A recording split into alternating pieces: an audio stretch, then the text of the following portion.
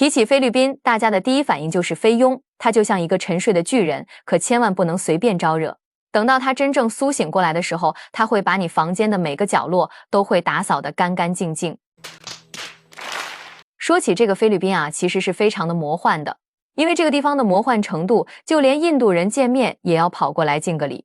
他创造了一个奇迹，至今没有任何国家能够超越。菲律宾只用了短短的30年，就从亚洲最大的工业国一跃成为了农业国。再细数他的一生，那就更加魔幻了，不是在等待被侵略，就是在等待被殖民。甚至到了后来，自己都能搞出新花样了，拉着老美这个侵略者说，我也不想当你小弟了，你就把我收了吧，我直接变成你的一个州，给老美吓得够呛，主动帮他独立。但这个决定直接被菲律宾给断然拒绝了，最后把老美逼得没办法，他拿出了超过10个亿的分手费，才终于成功和平分手。虽然同样都是为老美服务，但他和日本、韩国区别挺大的。日本和韩国是被打服、打听话的，而菲律宾呢，仿佛天生就是为服务而生的。大家好，我是微笑，今天咱们就来好好聊聊菲律宾，看看它到底能有多魔幻。说起菲律宾，你绝对绕不开一个人物，这位就是菲律宾的头号硬汉杜特尔特。别看他总统只当了6年，可这6年的执政时光，他整个的人生轨迹都和2个字死死地绑在了一块儿。在杜特尔特的世界观里，除了咔嚓这样的雷霆手段，别的都显得有点多余。当初他竞选总统的时候，一个核心的纲领就是回顾自己过去咔嚓人的那些辉煌的历史，以及展望一下未来当上总统后准备怎么继续咔嚓人，并且在公开演讲的时候说了，我在16岁的时候就完成了自己的首杀，而且原因仅仅是你丑杀。你了，哪的？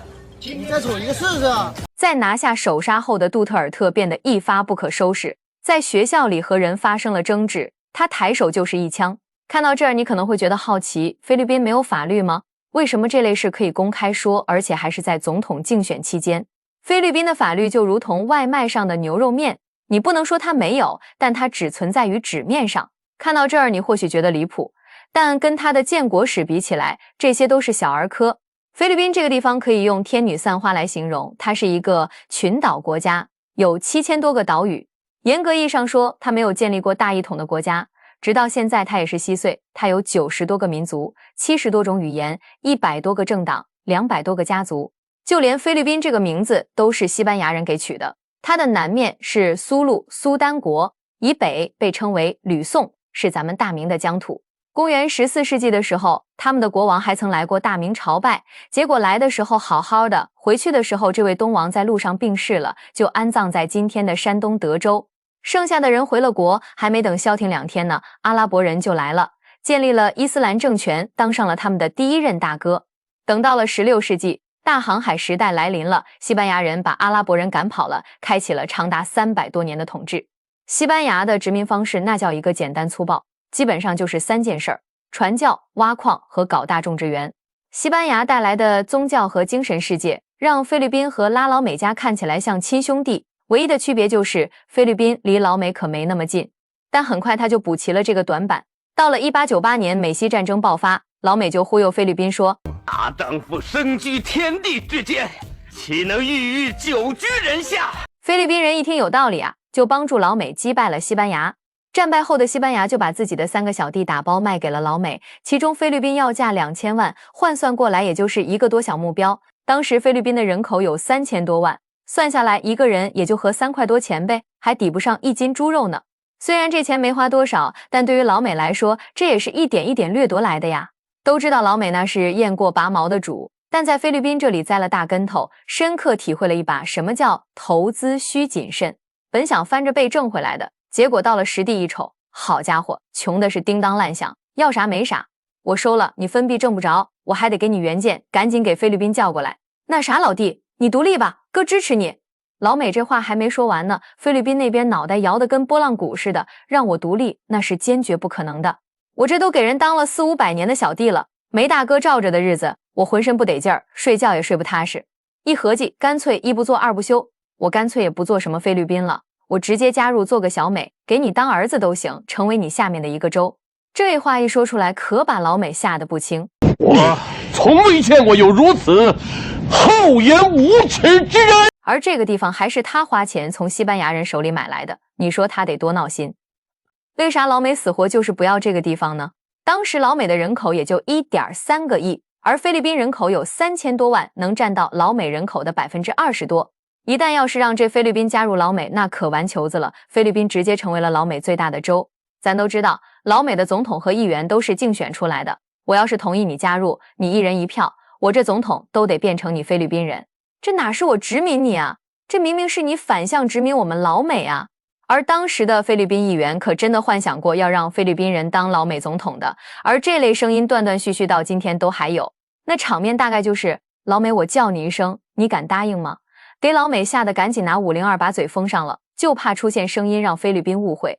最后老美实在没办法了，经过了无数轮的谈判，外加连哄带骗，菲律宾也是妥协了。老美表示给你10年的缓冲期，10年以后咱俩必须得分手。随后二战爆发了，菲律宾迎来了他的下任大哥日本。这个时期也是菲律宾最黑暗的时刻，遭受外族统治顶多是社会阶层有所滑落，但到了日本人手里，那是真没把他们当人看，烧杀抢掠都成了家常便饭。幸好老美老大哥在太平洋战场把日本给收拾了，顺带脚把菲律宾也给解放了。刚遭完罪的菲律宾人一看，这老美大哥可真是个大好人啊，这次无论如何也不能再松手了。这可真把老美人给愁坏了，这下可怎么办才好呢？就跟他商量说，这样不行，我给你拿点钱吧，你独立出去吧，我求求你了。菲律宾说，大哥，这就不是钱的事儿，我就乐意跟你在一块儿，我爱你。一听这话可给老美恶心坏了，知道这狗皮膏药不使点劲是扯不下来了，直接在1946年老美单方面宣布菲律宾独立。就这样，菲律宾被迫的结束了他的殖民时代。为了这句话，老美前前后后给菲律宾拿了10多个亿，还给了菲律宾很多的优惠政策，比如菲律宾的产品出口到老美部分免税，甚至有的还给你返税。没过几年，老美发动战争，打朝鲜，弄越南，菲律宾这个地方就成为了美军在亚洲战场的大后方。在朝鲜战争中，菲律宾为了表忠心，还派了一个营，足足1000多人去参战呢。结果因为存在感实在太低了，很多人压根就不知道还有他这一号。低到什么程度呢？我怀疑当时志愿军打他们的时候都不知道他们是谁。而且这里面还有一个菲律宾未来的总统，魔幻的阿基诺3世，他能魔幻到什么程度，咱们后面再详细说。菲律宾就靠着这2场战争带来的好处，让他的经济一下子冲到了亚洲第2富，只比日本差一点，甚至比咱们当时还要富上3、4倍。当时还有专家大胆预测说50年后的菲律宾能成为世界第10大军事强国。结果大家也看到了，从这儿开始，专家的话就有点不靠谱了。专家可能忘了，菲律宾被西班牙殖民统治了300多年，它早就被拉丁文化给深深浸染了。拉丁文化崇尚的是享乐主义，你看拉丁美洲那帮人挣钱的本事不怎么样，花钱的能耐可是大大的。然后这菲律宾还让老美殖民了那么些年呢，他又从老美人那儿学会了自由主义。咱们得讲人权，谁能管得了我呀？天老大地老二，我就是老三。就这2个主义，有一个都够呛，这菲律宾给集齐了。所以当时的菲律宾脑海里就没有工业转型的概念，发展工业，发展那玩意儿有啥用啊？农业落后，落后就落后去呗。没钱了咋整？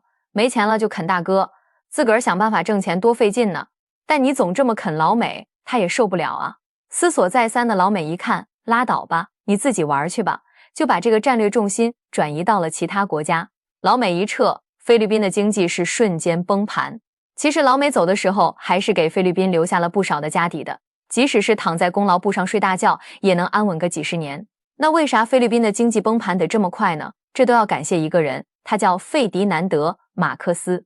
这可是100年一遇的总统，堪比韩国的朴正熙。他创造了汉江奇迹，而马克思创造了属于自己财富的奇迹。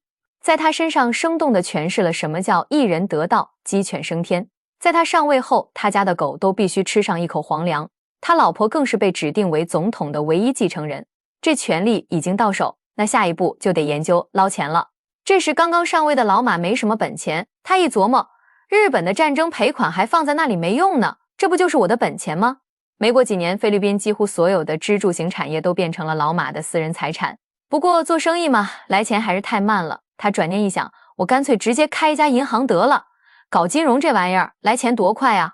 你说菲律宾摊上这么一位总统，经济能好起来那才怪了。在他的带领之下，菲律宾从亚洲第2大工业国一跃成为了农业国。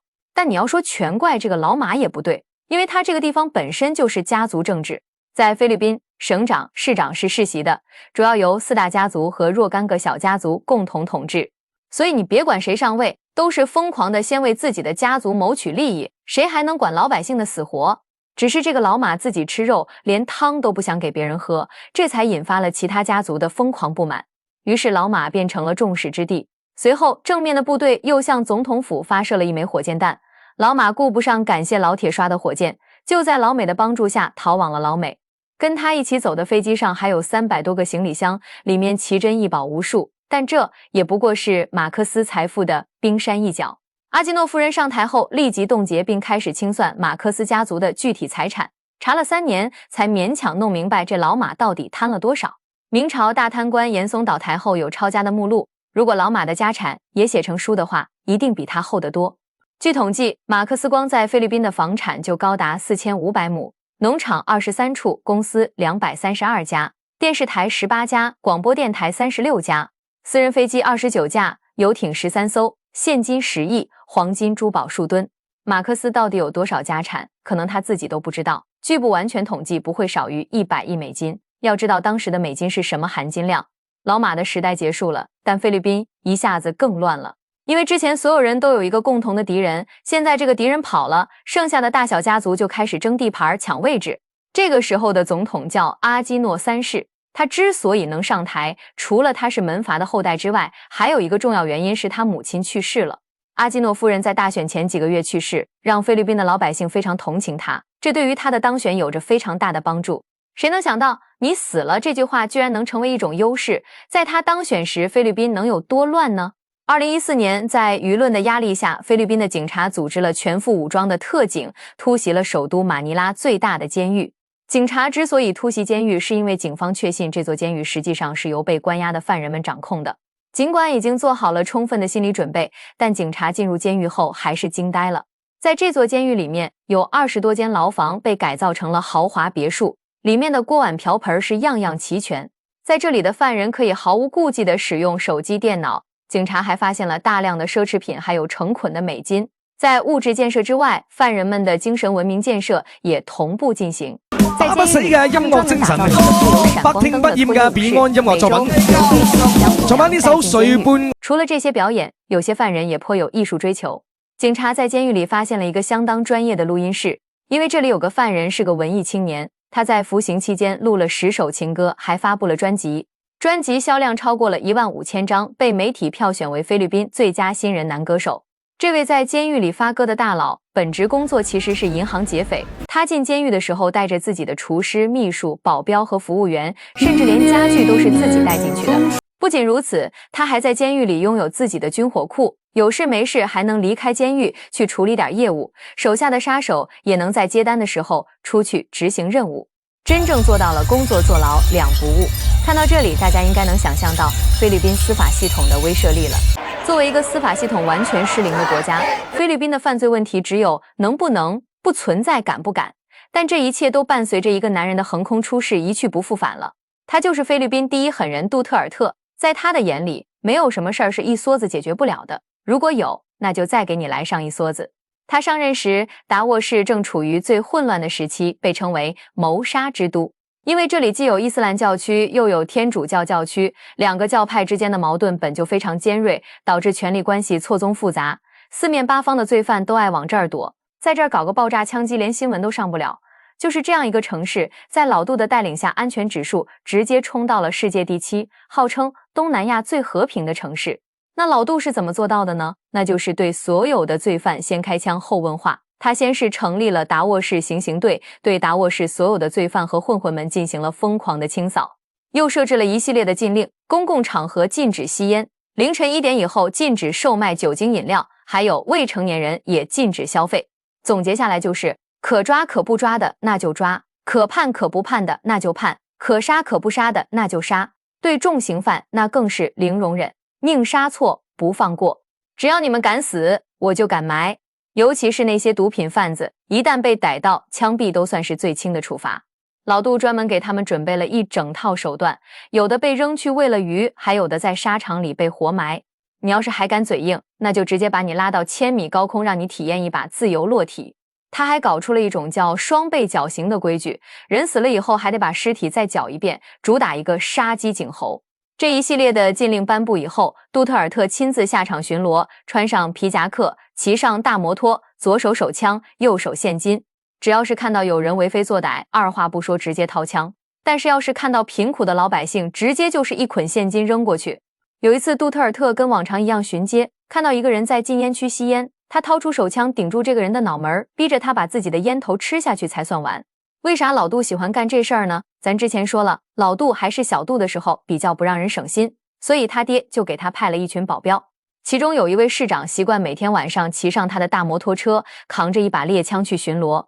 小杜一看这情形，觉得这简直太帅了，这不就是现实版的蜘蛛侠吗？你是蜘蛛侠，那我就做菲律宾的老美队长。就这样，在老杜的铁腕治理之下，达沃市从一个谋杀之都摇身一变，成了世界上最安全的城市之一。因为谁也不知道这老杜会不会在你犯罪的时候突然冒出来给你一枪。达沃市的治安环境变好了，来投资的人就多了，那下一步顺理成章的就要竞选总统了。在老杜上位后，地盘变大了，他自己也巡逻不过来，于是他就开始利用民众，谁能提供线索，直接就能获得现金奖励。还有警察可以不用上报，随时随地击毙犯罪分子。就这两项机制一颁布，菲律宾那是锣鼓喧天，鞭炮齐鸣，老百姓看到毒贩眼里没有丝毫的恐惧，全是喜爱。就这样，半年没用上，就处理了6000多名毒贩。上任1年后，全国处理了将近2万名。这帮人一看无处藏身，没有安全的地方了，遍地是眼线，处处是风险，于是琢磨着只有监狱最安全了。在老杜上任不到2年的时间里，就有60多万名相关人员向警方自首。在当时，能进监狱的都是有背景的。但老杜心里跟明镜似的，这些主动投案的犯人只是无力自保的小鱼小虾，那些真正有权有势的大毒枭在门阀的庇护下活得安稳自在。之前历任政府的行动都只能针对于底层，可以说是对大毒枭唯唯诺诺，对小混混尽显武德。菲律宾的门阀制度相当于军阀割据，所以就很难连根拔起。因此，菲律宾历届政府在地方层面的行动都是雷声大雨点小。杜特尔特面对这种军阀割据的局面，想出了一个绝妙的办法。既然门阀势力庞大，根深蒂固，那我处理了你全家不就行了吗？老杜列了一份名单，要求这些地方诸侯前来自首，其中重点点名了奥三棉市的市长雷纳多尔。没成想老雷拒绝了修藩的提议。老杜一听，这可太好了，就喜欢你这种暴脾气。于是他让警察以搜捕为名闯进了雷市长的府邸，当场就处理了市长全家几十口人。警察奉总统之命将市长一家灭门，这事儿除了在菲律宾，可能在哪儿都不会出现了。老杜执政时期的政策受到了菲律宾百姓的广泛欢迎，但他这一做法在国际社会上受到了强烈的谴责，特别是以老大自居的老美说，你得讲人权，不能这么干。结果老杜不仅没给他面子，他还提到当时的老美总统奥巴马是一个逼养的，这可不是我添油加醋，这就是他的原话。老杜的狂劲儿可不光冲着老美，联合国秘书长潘基文指责老杜滥杀无辜，老杜直接怼回去说你也一样。不光是凡间的领导，连神界的代表老杜也没给面子。在梵蒂冈教皇访问菲律宾时，因为粉丝实在太多，结果导致了交通大堵塞，老杜也因此把一些不雅的外号转送给了教皇。在老杜的铁腕治理之下，菲律宾的犯罪率虽然大幅下降了，但这经济却没啥起色，老百姓的日子还是过得水深火热。因为说到底，他还是门阀政治，统治着20%的人口，却掌握着80%的财富。在他的首都马尼拉，你还能看到一种景象，一面是国际大都市遍地的小纽约、曼哈顿，而另一面是遍布着大大小小无限折叠的贫民窟。现在菲律宾的外汇收入也全靠这些散落在世界各地的菲佣了。那为啥他的菲佣这么出名呢？因为国内没有就业环境，很多有知识有文化的女性没办法，只能出去当菲佣。就这样一个国家还频频对咱们发起挑衅，老美一扔骨头，他立马化身泰迪疯狂撕咬，真是吃了100个豆不嫌腥。这不前2个月不让咱们成立黄岩岛自然保护区，整了几艘破船过来，让咱们一顿大水炮伺候，呲得他们眼眶子血青，连人带船都给扣下了。但现在和之前可不一样了，之前没有相应的法律依据，人抓到了也得给送回去。但现在咱们成立了自然保护区，就可以动用自然保护法来办事儿了。你们就尽管来吧，一律按照偷渡捕猎来处理。你想要人的话就交罚款，你交了罚款那就等于承认你自己违法了。这不把他给气的，拿咱们家的核武器来说事儿，甚至还带着点威胁，想让咱们家放弃核武器。就他这话说的，我要是不知道他的历史，我还真以为他是宇宙霸主呢。就他这个台词，我估计连神奇编剧都不敢这么写。我觉得要是销毁也不是不行，放在菲律宾销毁咋样？那我们本期的节目就到这里了，我是微笑，感谢你的观看，我们下期见。